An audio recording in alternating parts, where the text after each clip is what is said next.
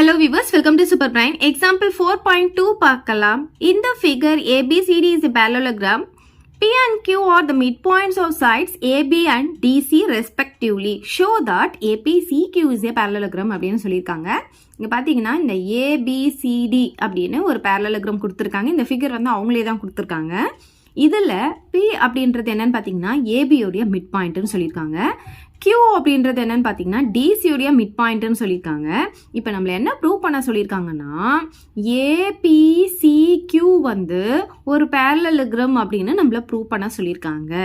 சரி, ஃபர்ஸ்ட் நம்ம என்ன பண்ணலாம்னா parallelogram ABCDயில் பார்த்தீங்கன்னா P and Q mid point of AB and CDன்னு எழுதிக்கலாம்.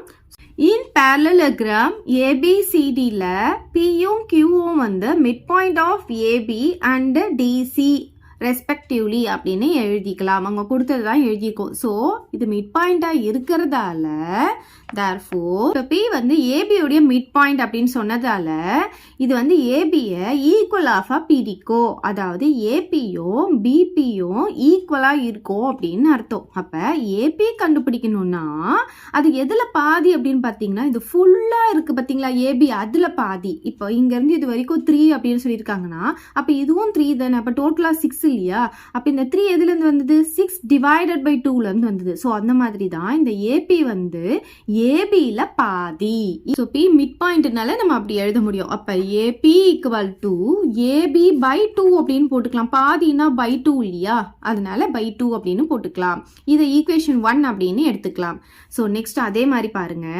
இப்போ நம்ம வந்து இந்த parallelogram தான் வந்து ப்ரூவ் பண்ண போகிறோம். அதனால இதோடைய சைட்ஸ் மட்டும் பாருங்க. ஏபி எடுத்தோமா, நெக்ஸ்ட் வந்து QC எடுத்துக்கோங்க. ஸோ இந்த parallelogramத்தோடைய சைட்ஸ் ஏபி எடுத்தோம், இப்போ QC. ஸோ QC பார்த்தீங்கன்னா எதில் பாதி அப்படின்னு பார்த்தீங்கன்னா டிசியில் பாதி. இந்த QC வந்து டிசியில் பாதி, ஏன்னா Q வந்து மிட் பாயிண்ட்டு, அதனால QC வந்து டிசியில் பாதி அப்படின்னு எழுதிக்கலாம். இதை ஈக்குவேஷன் 2ன்னு எடுத்துக்கலாம். இப்போ நமக்கு ஏபிசிடி வந்து ஒரு parallelogram கொடுத்ததுனால ஆப்போசிட் சைட்ஸ் எப்படி இருக்கும்னா ஈக்குவலாக இருக்கும். அப்போ ஏபியும் டிசியும் ஈக்குவல் இல்லையா? அதை எடுத்து எழுதிக்கலாம். ஏபியும் டிசியும் ஈக்குவல். இங்கே என்ன எழுதலாம்னா ஆப்போசிட் சைட்ஸ் ஆர் ஈக்குவல் அப்படின்னு எழுதிக்கலாம். இப்போ பாருங்க, இங்க என்ன இருக்கு? ஏபி பை 2ன்னு இருக்கா? இங்க பாருங்க டிசி பை 2ன்னு இருக்கா? இப்போ நமக்கும் இங்க ஏபி டிசி தான் இருக்கு. அப்போ இங்க பை 2 மட்டும் நம்ம போட்டுட்டோம்னா இதோடைய வேல்யூஸ் எல்லாம் நம்ம சப்ஸ்டிடியூட் பண்ணிக்க முடியும். அதனால என்ன பண்ண போறோம்னா டிவைடட் பை 2 போட்டுக்கிறேன், ஏன்னா இந்த வேல்யூஸ் கிடைக்கிறதுக்காக. அப்போ என்ன பண்ணலாம்? ஏபி பை 2ன்னு வந்துருமா ஈக்குவல் டு டிசி பை 2. ஒரு ஈக்குவேஷன்னா ரெண்டு சைடும் தான் நம்ம என்ன பண்ணணும், மல்டிப்ளை பண்ணாலும் டிவைட் பண்ணாலும் ரெண்டு சைடு தான் பண்ணணும். ஸோ டிவைடட் பை 2 போட்டுக்கிறேன். இப்போ இப்படி போட்டதுனால என்ன ஆகும்னா இதோடைய வேல்யூ வந்து சேஞ்ச் ஆகாது. இப்போ இது கேன்சல் பண்ணாலும் நமக்கு இதே தான் கிடைக்க போகுது. அதனால இப்போ பாருங்க ஏபி பை 2 உடைய வேல்யூ என்ன இருக்கீங்க? ஏபி இருக்கா? அதை இங்க போட்டுக்கலாம். டிசி பை 2 உடைய வேல்யூ என்ன இருக்கீங்க? QC இருக்கா? அதை இங்க போட்டுக்கலாம். இதை ஈக்குவேஷன் 3 அப்படின்னு எடுத்துக்கலாம். இங்க பிராக்கெட்ல ஃப்ரம் 1 and 2ன்னு போட்டுக்கலாம். 1 and 2 உடைய வேல்யூஸ் தானே நம்ம இங்க சப்ஸ்டிடியூட் பண்ணியிருக்கோம். அதனால இப்போ பார்த்தீங்கன்னா நம்ம என்ன கண்டுபிடிச்சிக்கோம்? ஏபி ஈக்குவல் டு QCன்னு கண்டுபிடிச்சிக்கோம். இங்கே பாருங்க இந்த parallelogramல ஏபியும் QCயும் ஈக்குவல் அப்படின்னு ப்ரூவ் பண்ணியாச்சு. இப்போ நெக்ஸ்ட் நம்ம என்ன பண்ண போறோம்னா இது ரெண்டுமே பேரலல் அப்படின்னு ப்ரூவ் பண்ண போறோம். இப்போ நம்ம எடுத்ததே ஏபியும் QC மட்டும்தான், அது ரெண்டும் ஈக்குவல் சொல்லியாச்சு. இப்போ அது ரெண்டுமே பேரலல்னு சொல்ல போறோம். அடுத்து இன்னொரு ரெண்டு சைடு என்ன இருக்கு? ஏக்யூவும் பிசின்னு இருக்கு. ஸோ இதை வந்து நம்ம ப்ரூவ் பண்ணணும்னு தேவையில்லை. ஏதாச்சும் ரெண்டு சைடு மட்டும் நம்ம வந்து ஈக்குவல் பேரலல்னு ப்ரூவ் பண்ணா அது வந்து parallelogram தான்.